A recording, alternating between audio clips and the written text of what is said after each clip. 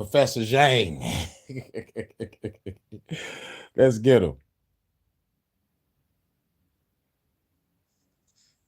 Oh yeah, and I got this from the Hidden America channel. Dr. Jiang exposed. I mean, Professor Jiang certain exposed. type of figure the internet I keep on knows saying how to doctor. manufacture with unsettling efficiency. He appears fully formed, authoritative, composed, speaking in clean frameworks about chaos. He explains the world, predicts its turns, and within months gathers an audience that treats him less like a commentator and more like an interpreter of reality itself. Professor Jiang Shipin is one of these figures. What makes his rise unusual is not just the speed, but the structure beneath it, the timeline, the institutions, the gaps, the reappearances. When you lay it out cleanly, without the aura, it doesn't read like a normal career arc. It reads like something routed through systems most people never see. Jiang's official biography begins simply enough. Born in Hold on, let me motherfucking go back to this little chart right here. Yep. 100,000+ subscribers gained in under a year. 44,000 Substack readers in 6 months. This motherfucker just shot the fuck up. Career arc. It reads like something routed through systems most people never see. Jiang's official biography. Yeah, the digital motherfucking, like the digital facade. Professor Jiang, world geopolitical oracle and war forecaster. Reach 2 million plus YouTube followers. #1 world politics, Substack, 44,000 subscribers in 6 months. Aura, synthetic seer. But the structure reality is this motherfucker. Let me turn this bitch because so I can see it better. I need my fucking glasses. Can't see without my goddamn glasses. Shit. It's a identity. Jiang Bitch Queen, born 1976. Yep. By in English literature, academic rank. 0 formal university professorships. 0. So why are you a professor? Huh? If you are a professor, I'm a fucking doctor. Real shit. I can go on this bitch and call myself Dr. Blight doing the same shit he doing. And you know what they'll do? They will go through my fucking background and be like, he's not a real fucking doctor. They would do that to me real fucking quick. Let me get on here and say some medical shit and pose as a doctor. Y'all will expose me in less than a day. But they are shutting us away or shadow banning our content of us exposing them. So what's going to happen is he's going to say some shit that's going to blow up in his face. And then everybody going to be like, yeah, he was exposed the whole time and all this shit. He's just feeding off old conspiracies that we've been saying for years. And plus, he said it out of his own mouth. He say his curriculums are different. He get downloads. He get shit that come to his brain and he just goes off. But it's really looking up Wikipedia, not doing the full history of what the fuck he talking about. There's nobody in his classrooms when he be speaking. This is Professor Jiang exposed.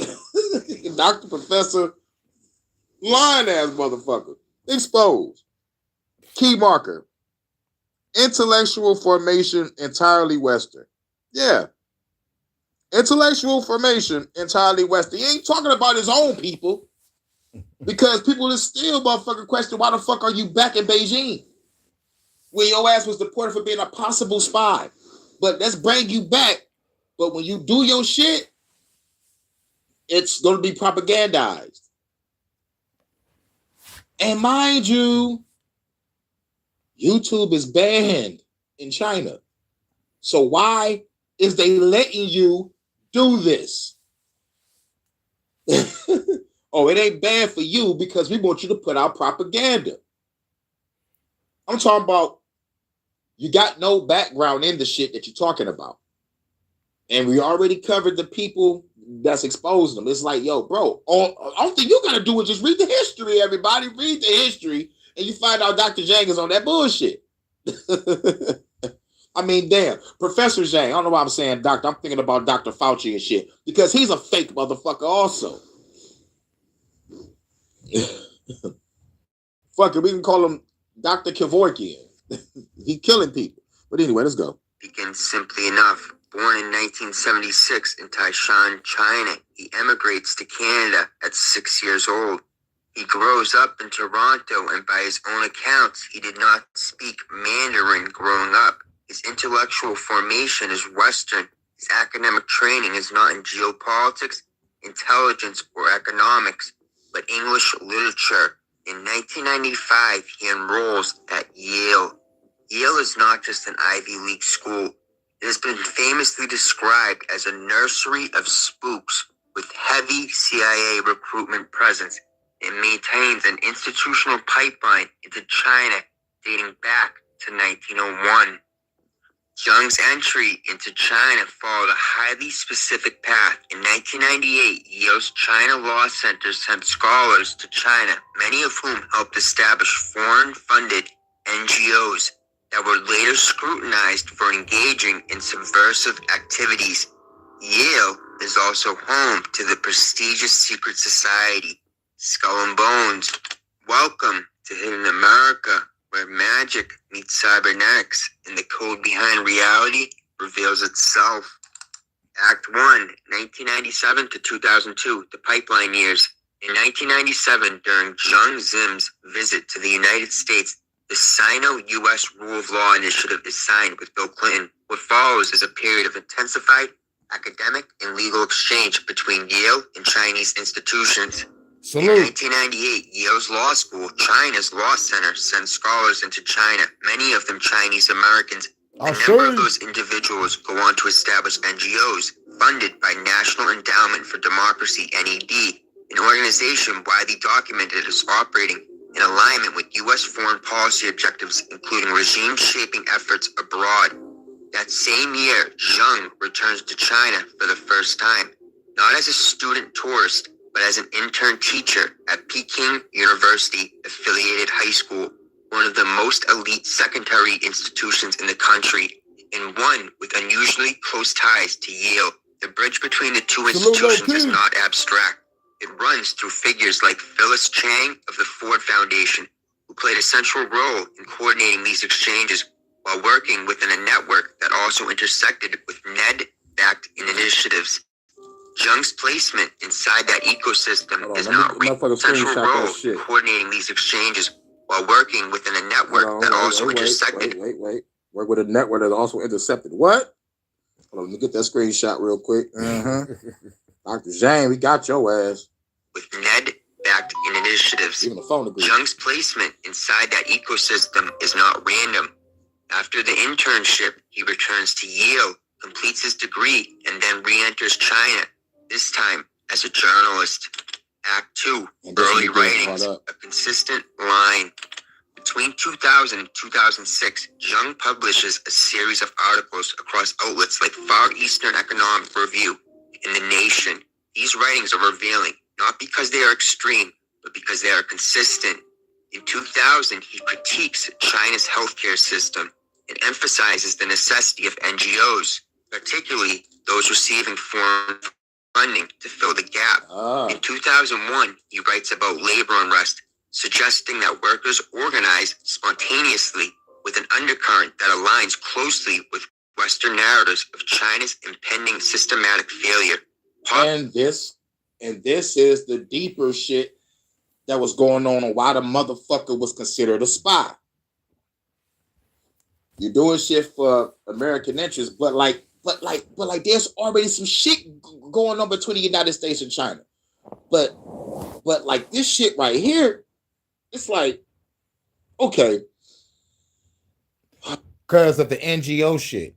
And like the NGO is like a nonprofit organization that's outside of government control. But if you are outside of government control, but you were sucked by the government, then We need you to go over there and talk shit about China.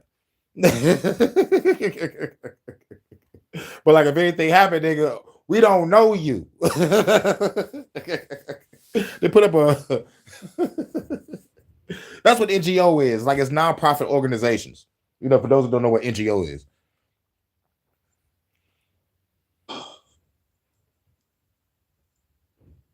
Sneak in through journalism, sneak in through schooling, get a job, get a position, and start doing our agenda. I guess China was like, get this motherfucker out of here. What the fuck does this nigga think he doing? But like at the same time, y'all knew he was in place. Y'all knew he was doing this. So is this one big dog and pony show on both ends, America and China? And Professor Jiang is caught in the crossfire? And he just got to do like what he got to do to survive? Because China will kill him. China will fucking kill him. The United States will kill him too. But but he would send him to somewhere else to have him killed.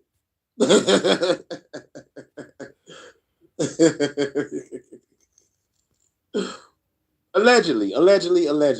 But America's so sloppy now. Who knows what might happen to this guy?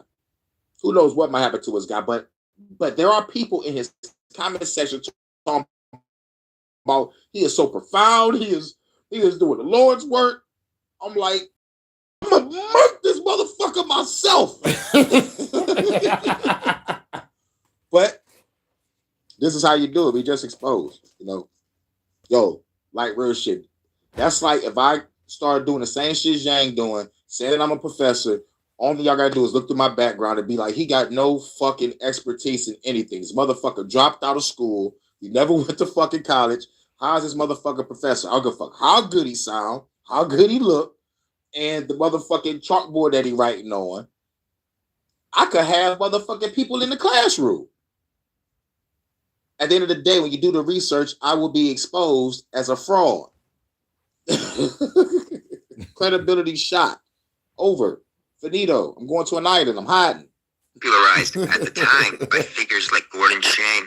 Salute Little Learn. Salute Low Key. Salute Jordan. His career in the East. In 2002, Salute Solo. while on U.S.-funded media assignment, Chinese police detained him.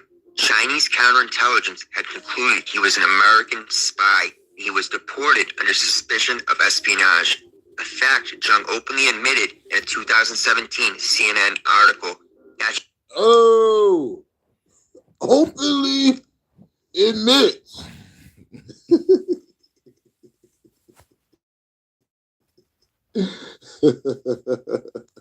Openly admits. So why they let him back? Because now you are a spy for us. Should have ended his access to China, but it wasn't the end. It was just the beginning. And that's where the story stops making sense. Act 3, the break in the pattern. In most cases, a foreign national suspected of spying and deported from China does not return to embedded positions within elite institutions. The system does not work that way. Yet, by 2008, Jiang is back inside China, not on the margins, but in positions of influence. Right. He becomes a teacher, then moves into senior roles within elite educational institutions, including Shenzhen Middle School, and programs linked to Peking University and Qishang-affiliated schools. The man who had been removed under suspicion is now participating in shaping future Chinese elites. The principal who brings him in, Wang Zhang, is himself engaged in what he describes as a civic experiment, a model of education oriented towards cultivating globally integrated, politically adaptive students. Zhang's own writing from this period make the objective explicit: the cultivation of China's future elites. In his view, the cultivation of China's future elites.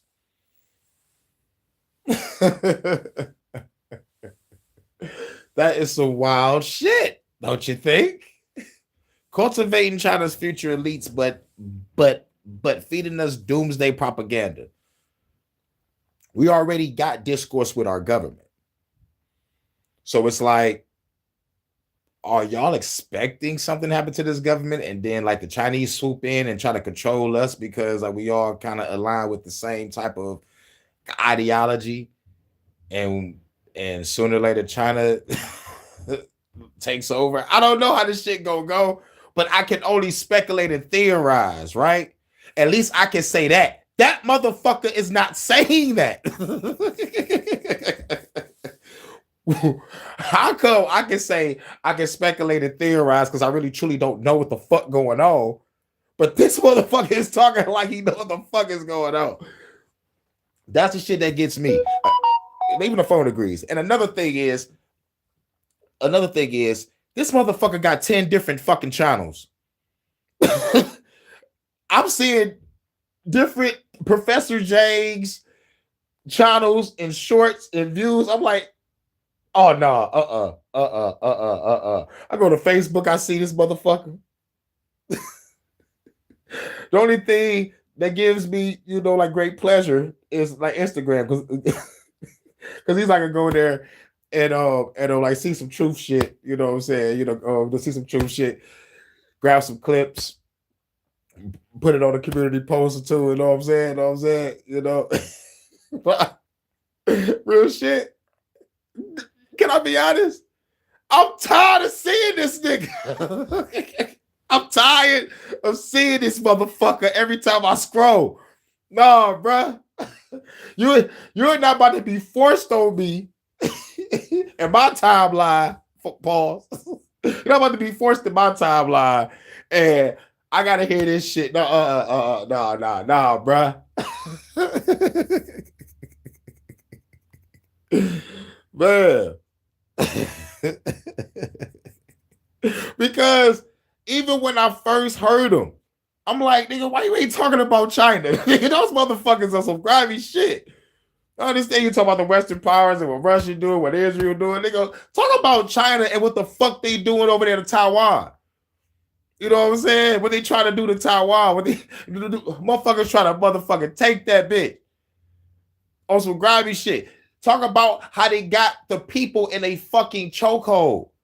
Talk about how, like, you can't say shit about the government without getting bumped upside the head and hauled the fuck away in less than motherfucking 5 minutes.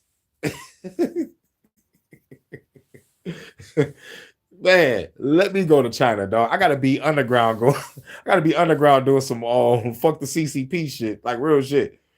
You know. Chinese should be trained through systems aligned with Western frameworks. He reinforces this through theory, citing figures like Steven Pinker and Dan Ariely, both friends of Epstein. Wow. Reinforces this through theory, citing figures like Steven Pinker and Dan Ariely, both friends of Epstein, arguing that China's domestic system let me go back. I gotta get that reinforces this through theory, citing figures like Steven Pinker and Dan Ariely, both friends of Epstein, arguing that China's domestic system can't produce true innovation or true elites. At the same time, he establishes exchange programs with Israel, framing the country as a world laboratory of creativity, again reinforcing a model of externalized intellectual authority. Jiang used Steven Pinker's theories to argue that Israel is the most creative economy in the world and that students must visit Israel in person to truly experience and appreciate the immersive power of creativity. Jiang writes, Israel's success is due to it becoming a world laboratory, creating goods and technologies exported to the rest of the world.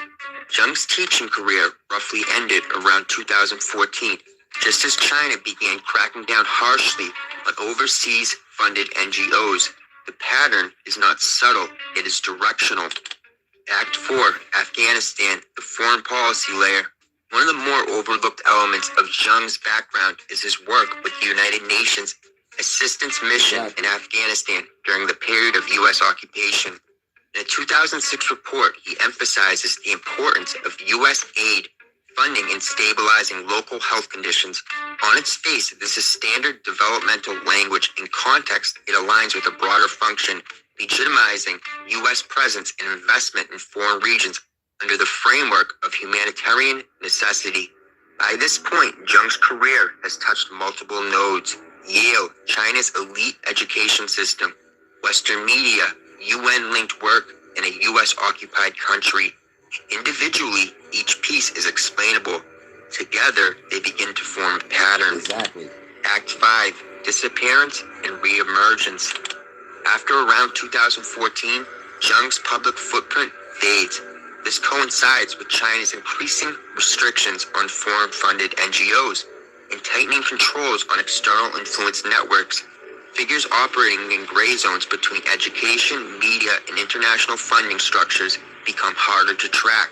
For years, Jiang largely disappears from view. This all tracks for our timeline. Then, in 2024-25, he returns, but in a completely different form. Now let's slow this down. I want to thank Metallicus for sponsoring this video. I don't take sponsors lightly, and I avoid platforms tied to centralized control or systems designed to consolidate power upward. That's why Metallicus is the only digital banking network I'm willing to put my name next to. As always, in Metallicus, I trust. Now let's get... Man, this video was sponsored by Amsterdam. Drink up. Back to it. Act 6, Resurrection by Algorithm. In March 2024, a Beijing Normal University professor named Chen Zixing suddenly... Now, Chen Zixing done it first. Before Jiang, it was a nigga named Shen Zhijing. All I know is, I don't know how to spell that Zhijing, but Chen is Chen. Chen did it first. If anything, he should be suing Dr. Jiang. Like, this motherfucker, he went viral and I didn't. Just on the strength of that. This nigga stole my whole type of fucking setup. Viral across Chinese social media after releasing an open access lecture series titled Introduction to Social Sciences. It was presented in traditional academic lecture format. The course introduced a range of controversial ideas, including claims aligned with Western pseudo-historical theories that challenged the credibility of established Western historical narratives. The material quickly ignited widespread debate and attention online, with Chen's account amassing roughly 1 million followers within a month of the videos going live. Within weeks of Chen's viral surge, a similar format began to emerge elsewhere, this time through Jiang. Jiang reappears not as an educator, journalist, or policy worker, but as a synthetic seer, a YouTube channel, a Substack, complete with a new identity. Professor, let's be clear, the credentials behind the title have not changed. He still holds a bachelor's in English literature. He has never held a formal university professorship, yet the branding is clean, authoritative, and immediately legible to a mass Never had a professorship. audience. Within a year, his growth is explosive. That Substack account acquired a staggering 44,000 subscribers in half a year, becoming the #1 ranked Substack page in the world politics category. On YouTube, hundreds of thousands of followers turned into over 1 million, and now just over 2 million. His videos centered on game theory, geopolitics, war forecasting, and predictive history circulated widely. But the fact is, YouTube is by far the hardest platform to grow on, and when you do, you cultivate an extremely loyal following. This was a major red flag to me. You don't get this kind of push unless the system wants you to. Right. In the past few months, he has been majorly mainstreamed and made to be seen as an oracle after he predicted major geopolitical events, including a potential Trump return and the conflict with Iran. But the reality is less impressive. His scenarios, or game theory, is extremely broad, derivative of existing policy discussions, and in line with publicly documented positions held by U.S. leadership for decades. What is more interesting is not the content, but the amplification.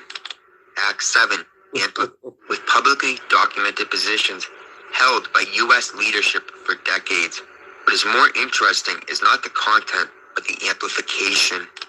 Act 7, amplification, not discovery. Social media does not elevate content neutrally. Visibility is managed through systems of amplification and suppression, what platforms themselves refer to as boosting and deboosting. Jiang's rise shows the signature of amplification. A dormant channel suddenly surges. Engagement scales rapidly. Coverage from major outlets follow, reinforcing visibility. The feedback loop locks in. At the same time, inconsistencies appear. His YouTube account lists Canada, while videos show him teaching in China. His Twitter account claims Beijing, while back-end data places them in Hong Kong and Australia. Individually, these are minor anomalies. Collectively, they point to a distributed digital operation rather than a single static presence. Right. Act 8, the cult formation.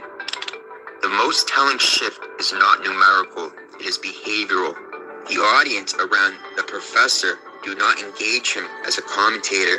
They defer to him as an authority figure with privileged insight, almost as if he is a New Age prophet. The language and comment sections shift toward reverence. He is not just explaining events, he is perceived as seeing behind them. Jiang himself leans into this framing. He speaks openly about hidden systems, secret structures, and the possibility of building a new interpretive framework for understanding reality. At times, he goes further, describing his platform as a potential seed for a new religion. Jiang compares himself to the Apostle Paul, actively evangelizing and positioning himself as the central messiah of a new belief system. And this is not metaphorically, but structurally. His following is not just as audience, it is his base being cultivated for a new order. Act 9, the externalization of the hierarchy. Jiang's content does not just touch on hidden systems, it circles them relentlessly. Nearly every thread he pulls leads back to the same core themes: secret societies, concealed structures of power, and the idea that a small class of initiated individuals possess a deeper, more accurate understanding of reality. He frames this knowledge as something just out of reach for the average person, but accessible through the right lens, his lens. Over time, the pattern becomes difficult to ignore. It isn't casual commentary. It's a worldview built around layered revelation. What sharpens the contradiction is his posture when pressed on the implications of that worldview. When confronted with the obvious parallels, particularly the language of illumination, hidden knowledge, and elite insight, he deflects. At one point, he claims he doesn't even know what Luciferian means. That would be an unremarkable statement coming from someone outside these circles. But right. Someone talking all that crazy shit you talking, but you talk about you don't know what Luciferian means. Get the fuck out of here. whose entire platform trades in esoteric framing, it lands differently. The vocabulary he operates within has a lineage, and it's not obscure. The closest historical parallel is Helena Blavatsky in the Theosophical movement of the late 19th century. Blavatsky's project was not simply to study esoteric tradition, but to reorganize them, to take what had been confined to mystery schools and closed philosophical systems and repackage it for public consumption. She wrote openly about hidden hierarchies, advanced spiritual intelligences, and a body of knowledge preserved by an elite few. Her aim was not preservation, it was dissemination. Within Theosophy, this process became formalized as a doctrine, the gradual revealing of concealed knowledge to the broader population in order to reshape human consciousness. The term later used to describe this process was the externalization of the hierarchy, the movement of what was once hidden into the open, not all at once, but in stages through interpreters who could translate it for the masses. Read through that lens, Jiang's project takes on a different shape. The emphasis on hidden systems, the framing of himself as a guide through them, the suggestion that deeper truths are being unveiled in real time, even the cultivation of an audience that doesn't just listen, but defers, whether intentional or not. The structure is familiar. The language has precedent, and the role he is stepping into, translator of concealed knowledge, positioned between elite insight and public understanding, has been played before. Act 10, the pattern without the noise. At a certain point, the question is not whether every individual detail proves something definitive. It's whether the overall pattern is ordinary. A Yale graduate enters a long-standing U.S.-China institutional corridor. He participates in media and NGO-adjacent narratives aligned with Western policy interests. He is detained and deported under suspicion of spying. He returns and rises within elite Chinese educational structures. He disappears during a crackdown on foreign-linked influence networks. He reemerges as a mass media geopolitical authority with rapid algorithmic-supported growth. He cultivates an audience that treats him as a source of hidden knowledge. It seems like the Skull and Bones push may have worked. This sequence does not resolve into a clean, conventional biography. It resolves into something else. Act 11, controlled opposition or controlled narrative. There is a concept in intelligence and informational warfare often referred to as a pressure release valve. You allow certain narratives to surface, not to disrupt the system, but to channel dissent into controlled pathways. You create figures who appear to reveal hidden truths, but in doing so, shape the boundaries of what those truths are allowed to be. Whether Jiang fits this model can't be proven conclusively, but from open source information, his trajectory fits the architecture. This is Controlled Opposition 101. The professor sits at the intersection of East and West, critique and authority, exposure and control. He speaks in the language of revelation while operating through institutions historically tied to influence networks. And perhaps most importantly, he arrives at exactly the moment when audiences are primed to accept a figure exactly like him. Act 12, the conclusion. The modern oracle does not descend from a mountain. The digital seer is amplified by the algorithm. He is assembled credential by credential, platform by platform, narrative by narrative, until the image stabilizes and the audience fills in the rest. Professor Jiang did not appear out of nowhere. He came through corridors that had been in place for over a century. The only new element is the medium and the scale. The real question was never whether he is right or wrong. It's why this figure, this voice, this timeline, and this pattern was elevated and others were not. Right, because we've been talking about this shit. Because in a system built on visibility, what rises is rarely accidental. And once you understand that, you stop asking who the oracle is and start asking who built him. Yep. Who built them? Who sent you? And all shit leads back to China. Could be a motherfucking triple agent. An agent for the United States, an agent for China, but he could be working for Mother Russia. Who knows? Who fucking knows? I can only speculate, but lay it out the facts for you. And you know what I do with this Dr. Jiang Exposed is this. I want to get different people's perspective and see if they research connects, all the information, all the cross references line up, and it does. And it does. And it ain't too many people exposing them. It ain't too many people exposing them, but we out there. So as soon as what he does do later on in the future blows up in his face, they're going to come to our channels. Talk about Dr. Jane is exposed. Yeah, we've been exposed. They're going to motherfucking blow our shit up. But mine is always going to be at the bottom of the list because, it's got something to do with just me, just being a revolutionary period. You know what I'm saying? But everybody else that's doing it, shout out to y'all. Keep doing y'all due diligence because the motherfucker did pop up out of no fucking where. And the only reason why he popped it is because he motherfucking had a prediction that came true. And you look at the goddamn comment section, they are motherfucking damn near worshiping this motherfucker. And there's channels with him as a bot. There's channels of his lectures. There's motherfucking clips. It's like motherfucker just grabbing this guy. It's like, man, look, I'm just trying to expose him. And fuck the fuck the bullshit. We can't have nobody posing as a professor. Like, I'm talking like real shit, bro. Because if I was to do that shit, y'all would go to my background, I'd be like, you're not a real fucking professor.